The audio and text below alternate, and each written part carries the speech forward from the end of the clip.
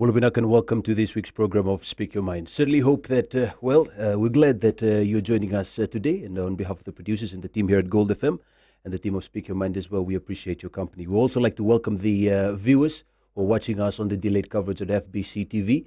We also like to welcome those of you who are listening in to this radio station on 100.2 FM. Also the international viewers who are listening in around the world on the website goldfm.fbc.com.fj. We welcome your views and your comments as we usually do. On this program, you can call into the studio 3220-906. If that number is busy, you can try 3220-907. We've also got a Digicel number, and that is 7732-906 and 7732-907. You could also send in your queries via email, goldfm@fbc.com.fj. I apologize for that bulk of information, but I'll be letting you know throughout the program, just in case you missed out on it. We're very pleased. We're also very honored because for the very first time, we are happy to welcome the Prime Minister, Commodore Voreqe Bainimarama, the first time for him to appear on this radio station and also on this television program, Speak Your Mind. Prime Minister, welcome, sir. As mentioned, phone lines are open, 3220-906 and 907. We'll be crossing over to the phone lines to answer your queries, but please remember, we'll be talking about the Draft Constitution, 2013 Draft Constitution, I should mention, that was released by the Prime Minister on the 21st of March, a couple of days ago. And we're here to talk about this. The deliberations will continue till the 5th of April, which is about a couple of days, 10 days from today. Prime Minister, there is a certain chapter within the draft constitution that was retained from the 1997 constitution, and that is the Bill of Rights. It's been retained from the 97 constitution. Not only that, there's also been a significant number of protections added to this chapter of the Bill of Rights. Explain the significance of that to the viewers. Thank you, Wame. I would like to say that the draft constitution provides an extensive range of internationally accepted modern rights and freedom to all Fijians. As I stated earlier, the reference for the draft constitution is from many different countries, many different sources. And also one of them is from the now abrogated 1997 Constitution, and of course some of the proposals from the guide draft. But the draft Constitution modernizes all the civil and political rights, and for the very first time in Fiji, an extensive range of socio-economic rights has been included. We all know now that the rights to education, rights to water, to infrastructure, those are the rights that have been, the Bill of Rights that have been, the rights that have been included in the Bill of Rights. Mm. There's also been environmental rights as well. Children, for the very first time, they've got rights. Yes, the rights to social security schemes, right to health, right to housing and sanitations. We've found out that during the proposals in the many months past, that a lot of people want all this included in our constitution, and it should be looked after by the government. And we've got quite a bit to cover for the folks who are listening in, so we'll try to cover as much as we can, considering the time that we have. But before we go in any further, there's a number of chapters. We'll start off from the beginning first, but before we go in any further, Prime Minister, the country has experienced 4 coups in the last 25 years, and you have mentioned, sir, in the past that the country needs a constitution that will end all coups, that will end that coup culture and also that coup mentality. Do you think that the 2013 draft constitution is that constitution? When it comes out as a constitution, it will remove that. Because for a long time, Fiji has been bogged down with racism and the race issues. And the politicians use that. And that's how the coups came about. Once we get rid of that, bring about equality to all people in Fiji, for once call everyone Fijians, that will of course remove the coup culture that we've talked about. And that's been what I've been harping about in the last 6-7 years. All right, so as mentioned, we've got quite a bit to cover, but as always, let's cover from the beginning. The first... Wame, we don't have to cover everything today. We won't cover everything. That's a good thing, because we'll be here all day. We won't cover everything, Prime Minister. It's just that there's certain sections that we need to cover. Just to going with what you said, sir, on the first chapter of the Constitution, just very quickly, the 4th section, as you've mentioned, any attempt to establish a government other than in compliance with this Constitution shall be unlawful. Anything done to further that attempt is invalid and of no force or effect. No immunities can lawfully be granted under any law to any person in respect of actions taken or omitted in furtherance of such an attempt. This really is in line with what you've mentioned, to end all coups. Yes. But then folks are wondering, sir, what if the same event were to take place in 2000? God forbid. But if that event was to take place again, whoever would come in leading the coup might just abrogate this constitution all over again, along with this sentence. You and I can't look into the future, Rami. So let's stop making stories up. There's not going to be another coup. But do you think, sir, is this statement enough to prohibit the coup culture? That is enough. All right. 3220906, the direct line into the studio. There's been, we've mentioned earlier on about the Bill of Rights. There's also, within the draft constitution, the Part B of Section 50, Prime Minister, talks about a system called proportional representation. This is a relatively new system. For the folks who may not understand much about proportional representation, explain that to the people.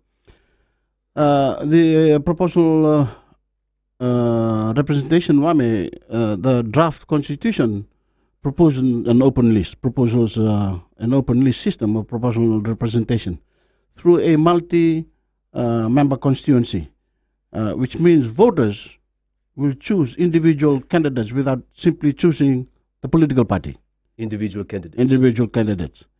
The open list system gives the people the complete choice to vote for whoever they want. They're not going to vote for the political party. So a person in Central Division will have the rights to choose his candidates.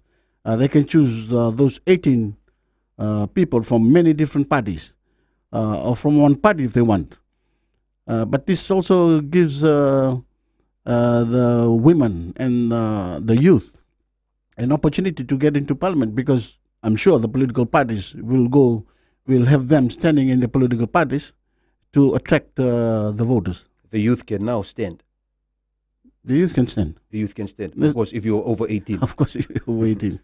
That's also one of the fascinating things, sir, about the reform that has been taking place. Number one, with at least to the electoral reform, the young folks can now, of course, that's not part of the constitution, but the young folks can now vote. This is for the first time as well in Fiji's history. Yes. You mean the 18 years old? 18 years old. Yes. Yes. That is now allowed. That is one of the non-negotiable principles that we put in place. All right. Well, we'll take a break. The Prime Minister joining us today, and we'll continue with our discussion on the draft constitution of 2013. Phone lines are still open, 3220906, and the digital number 7732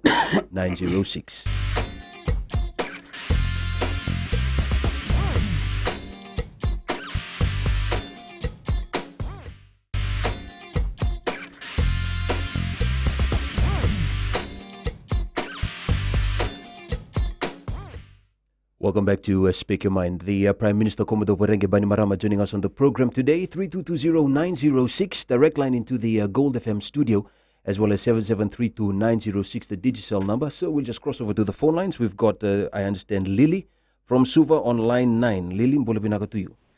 Bula wame. Your question to the Prime Minister? Yes, I'd like to ask the Commander that in the new draft constitution, there does not seem to be any specific provisions in the draft on ensuring women's participation in parliamentary system. So what plans does he have to guarantee that women have a role to play in decision-making at the highest level? Sorry, Lily, I made a reference to that in my last answer, where I said that the open list system provides women and youth to get into parliament. I thought it would be women and women rights group and women's non-government organizations would want this. They would want equality for everyone. There is no specific place for women in the draft constitution for entering into parliament, for the simple reason we want to have equality in the land. And we don't want to bring in anything that would divide the people. Vinaka Prime Minister, the phone line is blinking. We'll answer one more phone call, then we'll go back to our questions. Gold FM, Bula Vinaka. Bula, it's Lily again. I have another question for the Honorable, for the Commander. Why has the draft constitution legalized the killing of all escaped and escaping prisoners and detainees and all persons engaged in riots and insurrections? Lily, that is not included in the constitution, thank you. And I can understand where you're coming from because you're referring to me as a commander when Wame specifically says that the Prime Minister is sitting here in the booth answering your question. Thank you very much. All right, Lily, I guess now we'll go back to my questions. Earlier on, Prime Minister, you've mentioned about the proportional, about Parliament, proportional representation. Folks understand that now. There's also been queries, sir, about the members of Parliament, because I know the seats have now been reduced. It has been 71 and now 45. Talk to us about that. Well, very simple, Wame. We want to reduce the numbers from 71 to 45 so we can have a lean, mean government. It cut costs. And the voters and, of course, the people that will be coming into Parliament will know that they're in there for a reason to work. Right. And that's probably one of the reasons. It's, the number 71 too is too much for a small country like ours. A question from someone that was sent in earlier. Will there be an opposition? Because I know that's in the draft constitution. Will there be an opposition in the Parliament? Well, it's in the draft constitution. It's in the draft constitution. So there is an opposition. Yes. They just wanted to hear it from you, sir. It's in the draft constitution. Yeah. All right. Speaking of the draft constitution, as mentioned earlier on, we've got only until the 5th of April for deliberations on the draft. So they have it on the government website, fiji.gov.fj, but also we've got it provided as well, Prime Minister, on our own website. So folks could jump on to goldfm.fbc.com.fj. You can download the draft on our website as well and have a read through it. So for those who have queries about the draft, how could they inform it? How could they bring it across to your office? They can bring it across to my office on a piece of paper. They can dial in 02. I think they are given an email address to log into. It's been advertised the ways and means that they can get their proposals across. Prime Minister, for the folks in rural areas in outer islands? Forums, groups have now put together to go out into the rural areas and to discuss and to get proposals from the people living in the rural areas. So we mentioned about the Parliament, the section within this, the draft constitution regarding Parliament. Just very quickly, Prime Minister, according to the political parties decree, existing political parties must re-register by the 14th of February under the new rules. For the benefit, just to give the folks an idea as to what the Parliament will consist, because folks don't know whether they be consisting of different political parties or independents. People do want to know whether existing political parties who re-registered by the deadline were successful in their applications. To tell you the truth, Wami, I do not know. As you know, it's being seen to by the Permanent Secretary for election.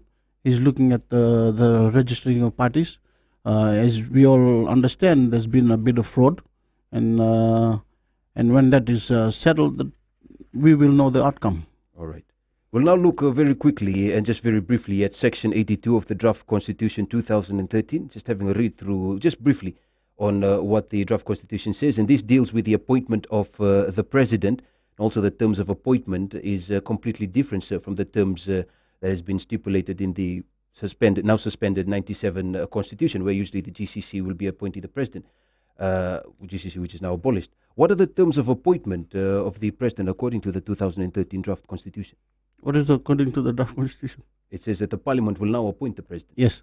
Let me remind you that the 1997 Constitution is not suspended.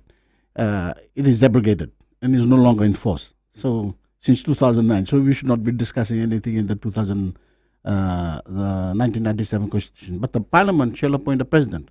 And this is done through the Prime Minister and the Leader of Opposition nominating one name each to the Speaker. The members of Parliament will then vote. So the people of Fiji, through their elected representative, will choose their president. This is, of course, true democracy at work.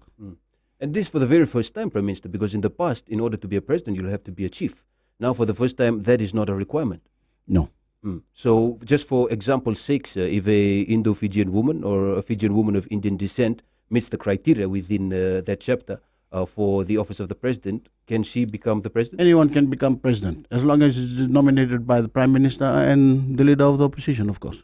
Prime Minister will cross one more time to the phone lines on line 9, Gold FM. Good morning. Yes, hello, good morning. My name is Lewai, and I'm calling from Suva. Lewai of Suva, go ahead with your question. Maybe just a comment first before a question. Is that okay? That will be fine. All right. Can I just say that the commander does not have the mandate of the people, and he only rules by the rule of the gun and not by mandate, which is why we refer to him as the commander and not the Prime Minister.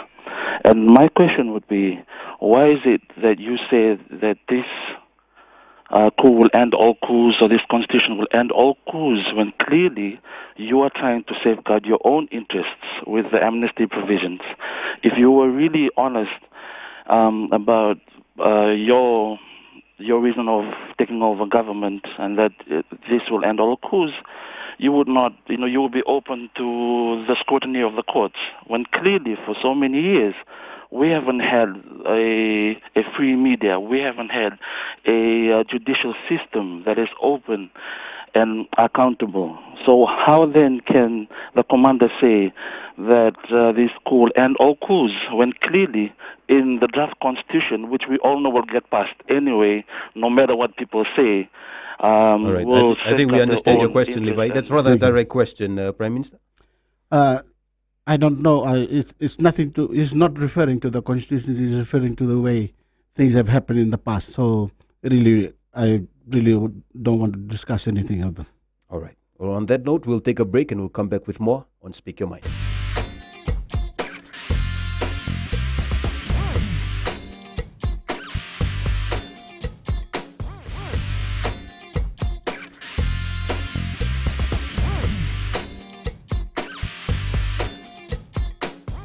Welcome back to Speak Your Mind. Phone lines are open, 3220-906. We're very pleased and honored to have for the very first time on this program and also on this radio station the Prime Minister, Commodore Voreqe Bainimarama. We're talking about the Draft Constitution 2013, released on Thursday, the 21st of March, and also available on the government's website, as well as our website, goldfm.fbc.com.fj. If you haven't read it yet, I really hope that you would download it on our website. It's obviously free, so there's nothing there for you to pay for. Download it and have a read through the draft constitution because deliberations will end on the 5th of April. Before we cross over to the phone lines, and we've got a number of callers on standby, Prime Minister, we mentioned earlier on about Section 84. Just very briefly, sir, just to touch on with dealing with the office of the President, Section 84, subsection 1 and 2. Just very briefly, it states that the President holds office for 3 years and is eligible for reappointment for the term of 3 years. But is not eligible for reappointment after that. For the purposes of subsection 1, in determining whether a person is eligible for appointment or reappointment, any period served before the commencement of this constitution shall be taken into account. So does that mean, sir, that the current president, Ratu Epeli Nailatika, who has been in office since 2009, would have to resign? Yes. All right. Well, with that, we'll cross over now to the phone lines. Line 7, I believe Dennis in the capital city in Suva. Pull to you, Dennis. Bula. Can I just ask the Prime Minister, basically, we've waited 6 years for a constitution, and it appears, I appreciate, Prime Minister, that you have set a time frame for April elections next year, but it appears that we're trying to rush through a draft constitution and have comments in by April the 5th. Can I ask the question here? In the draft constitution, there's provision that any changes or amendments to the Constitution has to follow national referendum. Why don't we have the same apply in terms of enacting this draft Constitution? Have it placed to referendum rather than just rushing it through and then having elections? Well, you could put that in your proposal when you send it in. And the election, Ministry of Election will have a look at it. All right. But it's a good one. It's a good one. Yeah.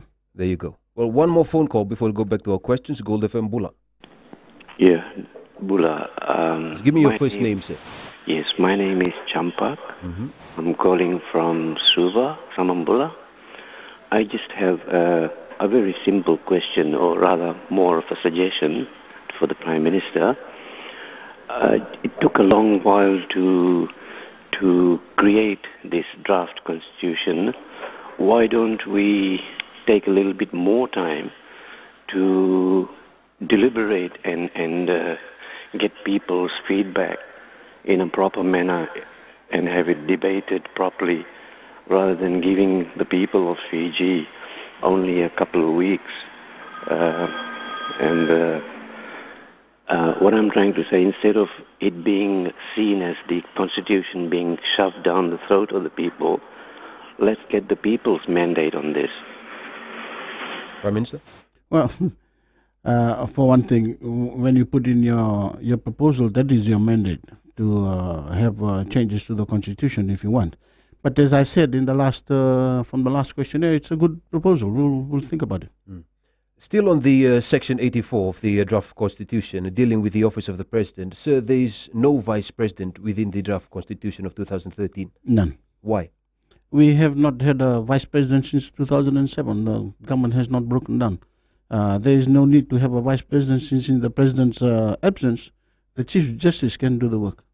If the chief justice will then be president if the president can't perform his duties. We have been doing it. So the Section 91, the next section, we're just going through it briefly. Section 91 deals with the office of the Prime Minister. And really, for the very first time, the Prime Minister is now the Commander-in-Chief, because in the past it always has been delegated to the President, Commander-in-Chief of the Republic of the Fiji Military Forces, and not the President. Why is that? It's just the term, the Commander-in-Chief. Many countries have this provision, so it is the elected head of government, which is in Fiji's case, the Prime Minister, who will be the Commander-in-Chief. This draws a close associations between the Prime Minister and the RFMF in this instance. But the President will always hold a special place in the hearts of everyone in the military. So what is the powers of the Commander-in-Chief in relation to the Fiji military as opposed to the command of the military? No, the commander of the military is different from being Commander-in-Chief, because the Commander-in-Chief is the one that holds executive authority. He has the finance, he has the money, he has the cabinet to back him to make decisions for the RFMF. That is why the president of USA was termed the Commander-in-Chief, because he has the executive authority. In Fiji, over the past many years, the president has never had the executive authority. It has always remained with the Prime Minister. And I think someone in the abrogated Constitution 1997 or 1990 Constitution transferred that the term in the American sense into Fiji, and called the president the Commander-in-Chief, when in fact he doesn't have executive authority. But as I've said, the president will always have previous and present will always have a special place in the hearts of the military. So Section 45, the next section dealing with the presidential assent, it says that if a bill is required is presented to the president by the parliament, he must assent it within 7 days. Otherwise the bill becomes law anyway. May I ask, Prime Minister, if it is unnecessary for a bill to seek the approval of the president, then why bother sending it to the president in the first place? It has to go to all bills has to go to the president. But then if he doesn't wish to assent it within 7 days, it becomes law anyway. But it has to go to him.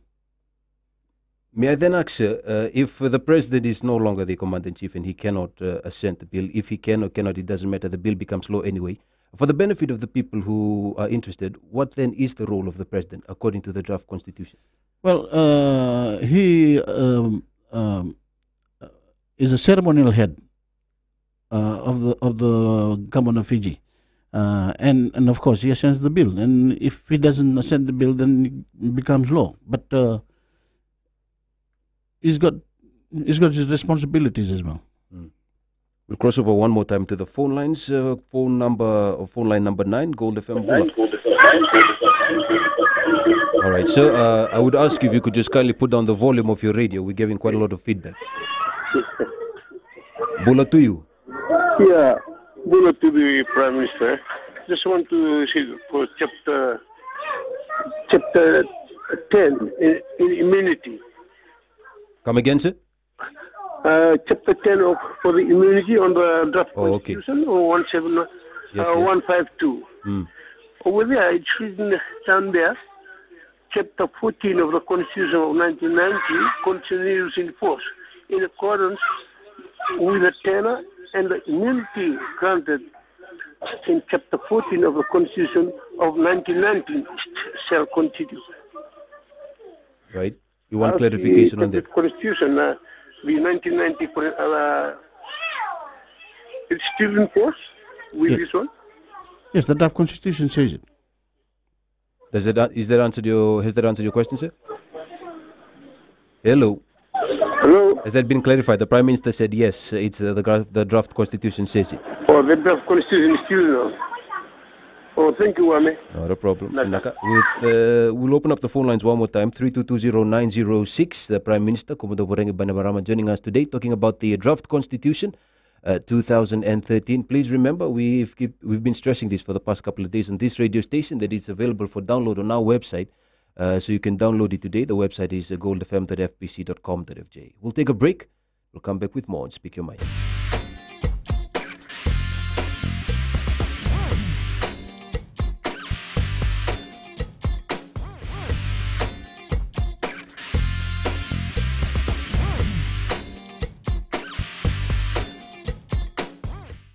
Welcome back to Speak Your Mind. Joining me today is the Prime Minister, Commodore Voreqe Bainimarama. We've got a caller on line 6 and we'll cross over to the phone lines now. So, Prime Minister, if you might want to put on the headphones, sir. Gold FM, Mbula Binaka. Patricia? Mbula. Yeah, Mbula. Who am I speaking to? Good morning.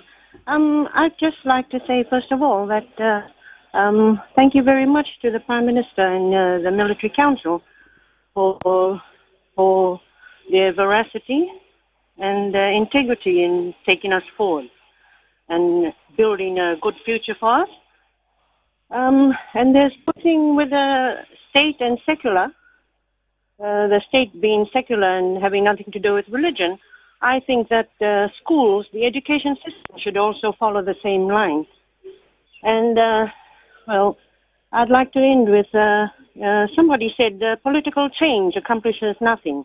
It's the underlying culture that needs to change. Thank you, Mr. Prime Minister. Thank you. Patricia, and we'll now cross over again to line 9, Gold FM, Bula. Bula. Yeah, Bula, just give me your first name. In relation to Section 4 of the draft constitution, which is on the secular state, I'd like to know why Christian prayers are still being conducted in government departments and during government meetings, and why are the police still conducting church parades if Fiji is to be known as a secular state? That's a good question. I wasn't aware of that. Prime Minister? Well, if any other religions wants to take part in those settings, they're most welcome. I'm sure they'll be welcomed by whoever is in charge. Phone lines are still open, 3220-906 and 907. Chapter 5, sir, of the 2013 draft constitution deals with the judiciary. However, there are clauses, Prime Minister, that at least to some people's view does not fit within this chapter. For example, the Fiji Independent Commission Against Corruption of FICAC. Why is FICAC in this chapter when FICAC is an investigative body and not a judicial one? Well, it comes under the judiciary because of the association it has with the judiciary. It has nothing to do with the investigative body. Okay. Other independent commissions, one of which that I've mentioned is FICAC. There have been others mentioned within the draft constitution. In Section 42, the responsibility of the Human Rights and Anti-Discrimination Commission is mentioned, but the draft fails to mention how the individuals are appointed to that commission, Prime Minister. What does the draft say about the appointment of individuals? Well, if it's silent, then obviously we'll have to await the proposals by the people coming in, providing the proposals to those draft amendments. All right, phone lines are still open, 3220-906 and 907. Questions could also be sent in via email address. Email address is goldfm@fbc.com.fj. We've got an email here from Vicky B. Let's see if I could just pull the computer closer so we can read it. Okay. This is a question, sir, from via email from Vicky B, mentioning that why have you said that the Prime Minister can be removed by a motion of no confidence when we can see this is not correct? Not quite sure if she's responding to me, but the question is, why have you said that the Prime Minister can be removed by a motion of no confidence when we can see this is not correct? I can't remember making that statement, Prime Minister. I can't remember. All right, well, we'll discard that question. We'll go on to the next one. Question says that Parliament can be dissolved if it has lost confidence. Can Parliament be dissolved if it has lost confidence in the government? I don't know whether it's mentioned in the draft constitution. It's a bit I don't know about, but I guess it is. It can be. All right, but is there a allocation for that within the draft constitution about a vote of no confidence? No, none of that. If someone tables that to your officer, would you consider that? Yes. 3220906. Earlier on, sir, I made a brief mention about the political parties decree, and also one of the requirements of the decree is for political parties and their members to declare their assets and liabilities, as well as that of their spouses and children. Now, as a result of this requirement, Prime Minister, a number of political parties have cried foul to this law, saying that you're demanding transparency and accountability from others, except yourself, as well as your administration. I've been reading the draft constitution, and it mentions about there's mentioned there about the code of conduct. Yeah. When the constitution comes into law, will you, as well as the members of your cabinet, declare your assets and liabilities? If we stand for election and win in Parliament, of course we have to. It's very simple. But as the Prime Minister now, will you declare it? No, it says if you stand for election. If I stand for election, I will. When my party is formed, that goes. The same treatment goes for our party. And that brings us to another topic you've mentioned, sir, that you will be standing for election 2014. Yes. It's September, isn't it? September 2014. I believe so. No, because a caller called in and said April 2014, so I wasn't quite sure whether that has been changed or not. Are you pretty confident, Prime Minister? Because a lot of folks, as we heard a caller from Patricia in Nandi, who was appreciating the good work that your administration has been doing. Are you pretty confident about the outcome, successful outcome? Well, if not, I wouldn't be standing, Wame. There's been a lot of calls from people, generally, for me to stand and continue with the work that we've started. Prime Minister, there's been a call by a few folks. They show their disappointment that the 2013 draft constitution does not mention the protection of Itoke land. No, I think that's wrong. We provide more protection for Itoke land than any other government being. So they're listening really to the NGOs and former politicians who are trying to bring about unrest in the nation.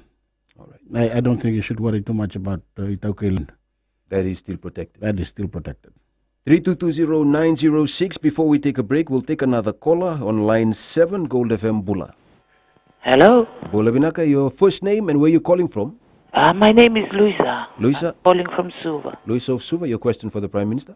I don't have a question. There's just something here I want to read out to you too. Because when the Prime Minister took over in 2006, I sent it to the 2 dailies and they never printed it. Can I read it?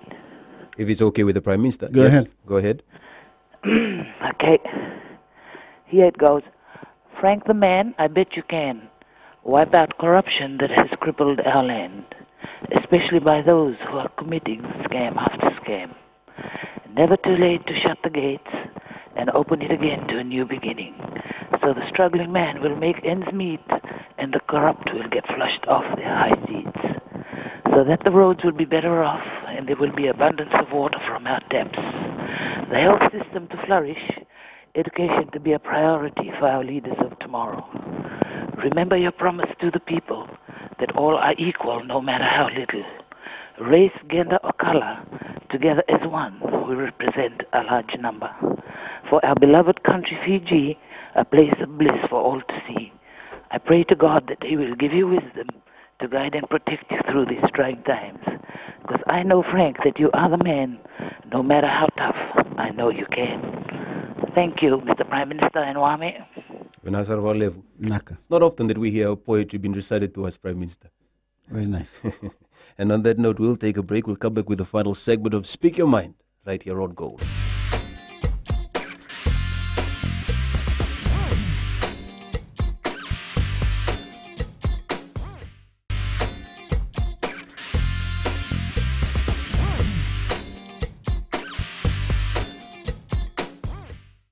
that's a good way to end it.